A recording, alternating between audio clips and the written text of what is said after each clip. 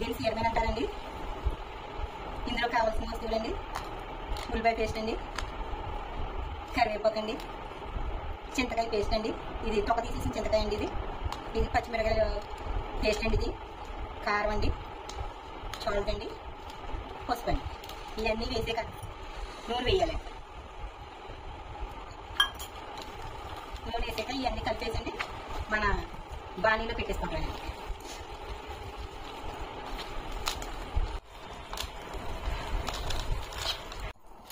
Stove మీద గిన్నె పెట్టుకునండి. తర్వాత ఈ చీరమని బాగా కలపండి. ఇలా గిన్నెలో సర్దేసుకుంటాం.